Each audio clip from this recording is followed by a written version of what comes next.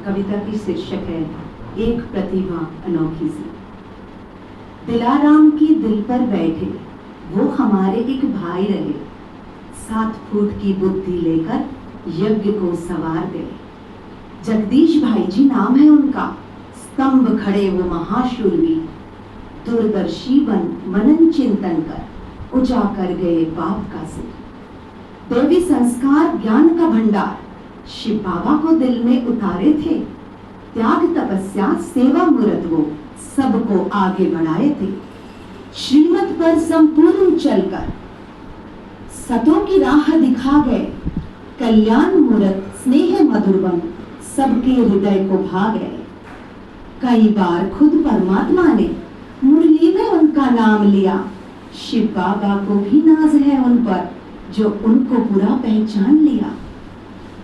बाबा ने अपने हस्त कमल से मस्तक पर तिलक सजा दिया, संजय ने भी अपने कलम से लेखनी की दरिया बहा दिया। आध्यात्म के साथ साथ ज्ञान और विज्ञान, अनुभवी निर्भय निर्मल मन, रहम दिल उदारता से मित्रता, विद्यता के साथ विनम्रता का धन। सोनीपत से जगदीश भाई का कलप कलप का नाता रहा, विश्व कल्याण कर सरोवर को सजाने शिव बाबा ने उनका चयन किया। भगवान हम सबके दिल में है, ये तो कोई बड़ी बात नहीं, पर हमारे उनके दिल पर होना इससे बड़ी कोई बात नहीं। ऐसे अर्जुन समान के बारे कई पन्ने मैं लिख सकती हूँ, ऐसे अर्जुन समान के बारे कई पन्ने मैं लिख सकती हूँ। उनके 25वीं जन्मतिथि पर उनको शत शत नमन करती हूँ, शत शत नमन करती हूँ। रूहानी प्रेम और सुमधुर स्नेह के साथ जगदीश भाई जी को समर्पित। धन्यवाद। प्यारे बाबा संगम कितना प्यारा, तुझसे मिलन हमारा, तुझसे मिलन हमारा। तेरी एक झलक जो देखी सब होश अपना भूली, शम्मा तुम्हें परवाना बाबा मैं तेरी होली। संग संग चलूंगी तेरे, संग संग चलूंगी तेरे, करूँ शुक्रिया तुम्हारा बाबा, शुक्रिया तुम्हारा। कांटों भरी थी दुनिया, चलना तूने सिखाया, चुभने लगे जो कांटे ऊपर तूने उठाया। तूफान आंधियों में हर पल दिया सहारा, बाबा शुक्रिया तुम्हारा। अपना बना के बाबा तूने हमें खिलाया, कैसे करूं मैं वर्णन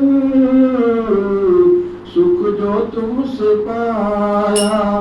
भटके तेरा में हम रहबर मिला तू प्यारा, बाबा शुक्रिया तुम्हारा। पांडवों के तुम रक्षा, कन्याओं के कन्हैया, गोपियों के गोपी बल्लभ, ओ मुरली के बजैया। मधुबन में तुमसे खेले मौसम था कितना प्यारा, बाबा शुक्रिया तुम्हारा।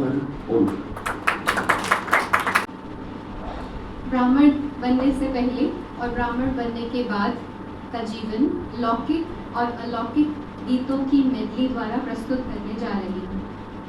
पहले ब्राह्मण जीवन से पहले।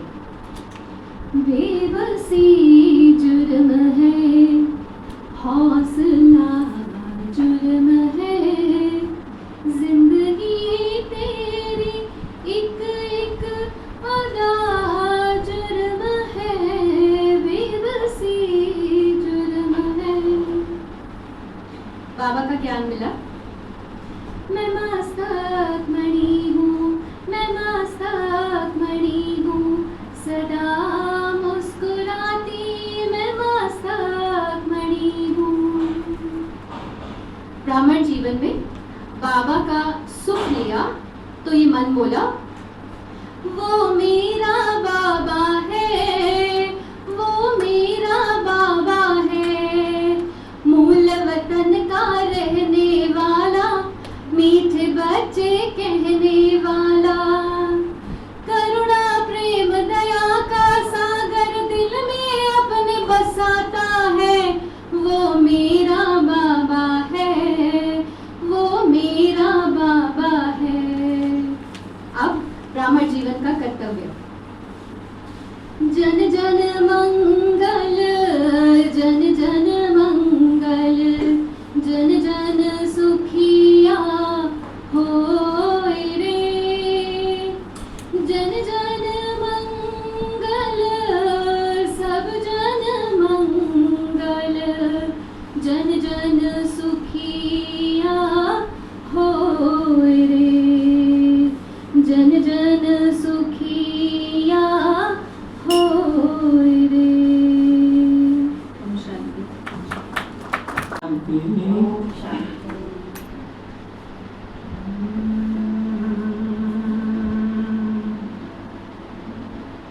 जैसा सोचोगे तुम वैसा बन जाओगे।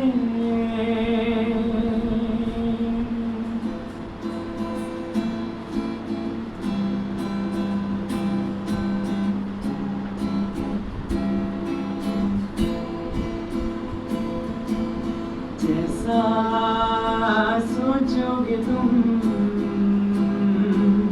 वैसा बन जाओगे। जैसा कर्म होगा वैसा फल पाओगे। सृष्टि कर्म का आधार है खुद का कर लो दर्शन, यही जीवन का सहार है, यही जीवन का सहार है। जैसा सोचोगे तुम वैसा बन जाओगे। जैसा कर्म होगा वैसा फल पाओगे।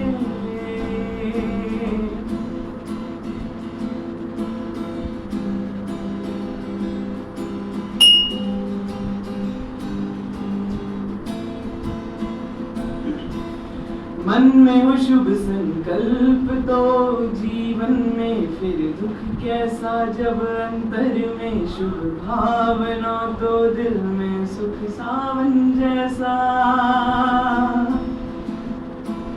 हार कर जो ना हारे जीत उसी की होती है, घनघोर अंधेरे में भी जलती जगमगे उसकी ज्योति है।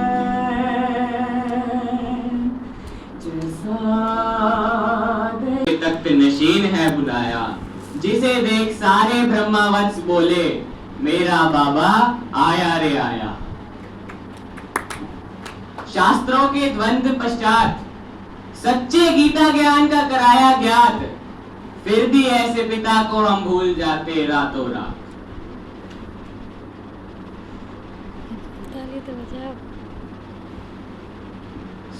संपूर्णता का लक्ष्य उसने समझाया, जिसे देख जगदीश भाई साहब ने गणेश का शीर शक्ता पाया। संजय सा दूरादेशी होकर एग्जाम्पल और सैंपल बन दिखाया। पर वो था गुणों का भंडार, बुलाता मीठे बच्चे कहकर और देता अटूट प्यार। महापतितों को संपूर्ण पावन वो बनाता, एक एक बच्चे को हीरे तुल्य कह पुकारता। ओम शांति, ओम शांति। हम बच्चों का शिव बाबा से कैसे मिलन होता है फिर माधव वाला, वो भी तो हम प्रवेश करेंगे। हम पहले प्रस्तुत करेंगे। ओम शांति। बाबा बचक रहियो गन ज्ञान मेला शिव बाबा से बची मानो मकशान मेला शिव बाबा से बाबा जीना हो रहा है राम के इस दुख की दुनिया में बची ले लई गर मन गोद दुला दे प्रेम डोले में बाबा जरी रावण ने गे भूल गई गर अपने ने बची लाल ज्ञान के पैक उड़ा हुए वतन मारे में बाबा भूल गई अपना रूप भूल। नजारा दिखा दो तुम आकर हमें प्रेम करना सिखा दो। निगाहों में तुम हो, ख्यालों में तुम हो, ये जन्नत नहीं है तो फिर और क्या है। मेरे दिल को जो तुमने कुछ कर दिया है, ये मोहब्बत नहीं है तो फिर और क्या है। राह पर जिंदगी की चला जा रहा था, मैं बुत बन के आगे बढ़ा जा रहा था। मैं क्या था मुझे तुमने क्या कर दिया है, था पत्थर मुझे देवता कर दिया है।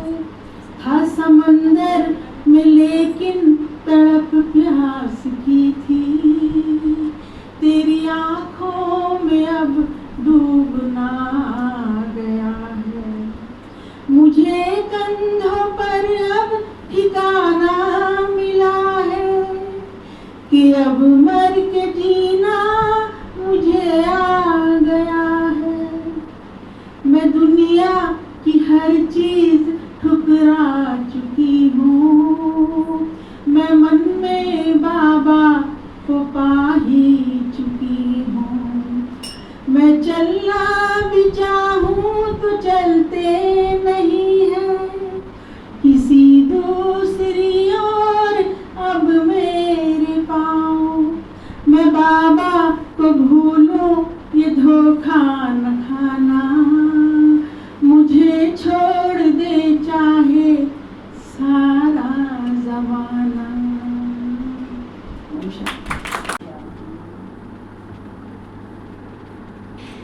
परमपिता परमात्मा शिव बाबा की आज्ञा से मैं आत्मा आदरणीय जगदीश भाई जी की विशाल बुद्धि के बारे में प्रस्तुत करने के लिए यहाँ उपस्थित हुई हूँ।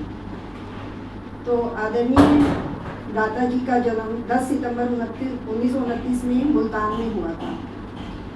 तो आदरणीय दाता जी जितने ज्ञान में तीक्ष्ण, विशाल बुद्धि, परखने में तीव्र और बुद्धिमान थे, उतने ही भावना में भरपूर थे।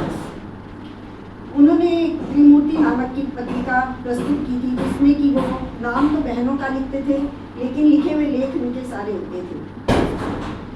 तो जब भी वो दीदी या जानकी दादी से मिलते थे तो हमेशा कहते थे मुझे वरदान दो, और नीचे बैठ जाते थे। तो दादी कहती थी, जब अमृत पिलाती थी गुरुवार के दिन लंदन में, तो कहती थी इधर बैठो, तो कहते थे नहीं, हमें नीचे ही बैठ के अमृत पीना है। तो इतना रिगार्ड वो दादी और बड़ी दीदी का करते थे। उन्होंने माताओं और बहनों को आगे बढ़ाने में ब्रह्मा बाबा को 100% फॉलो किया। वो इकोनॉमी से चलना, उनको चलना और चलाना दोनों बहुत पसंद थे। वो कोई भी चीज़ वेस्ट नहीं करना चाहते थे।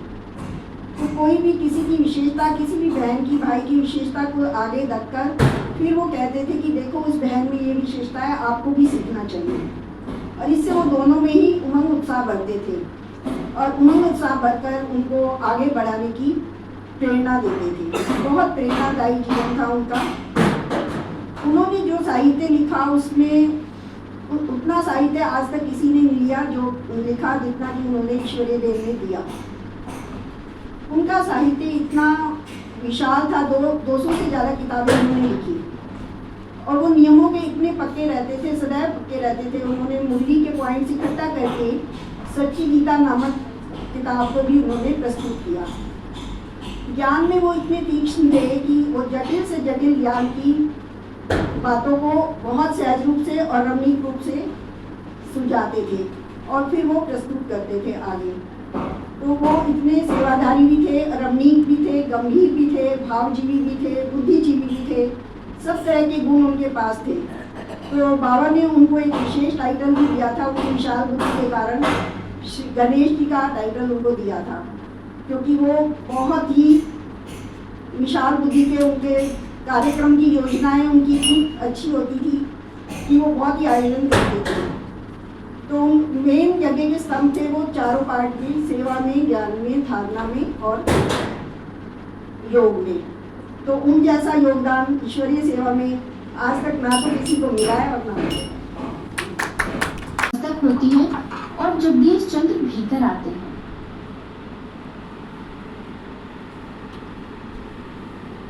वर्ष तक कुंज दीदी ने इस आत्मा को माँ की दीदी, मैंने बहुत द्वार खटखटाए, मंदिर गया, गुरुओं के द्वार गया, पर जो तृष्णा भीतर है वो बुझती ही नहीं। कहते हैं यहाँ परमात्मा का साक्षात्कार होता है, क्या ये सच है? भाई, तू जिस प्रेम की आग को लेकर आया है यही सबसे बड़ी पूंजी है। जब प्रभु प्रेम की आग लगती है वह बुझती नहीं, तू बिल्कुल सही जगह पर आया है। दीदी, मैं प्राचार्य हूँ, मैंने शास्त्र पढ़े, दर्शन पढ़े, पर ईश्वर कौन है, कैसा है, मैं उनसे मिलूं कैसे? सबसे पहले तो यह जानो मैं कौन हूँ। मैं यह शरीर नहीं, मैं एक आत्मा हूँ और वहाँ हमारे परम पिता, हमारे शिव बाबा हमारा इंतजार कर रहे हैं।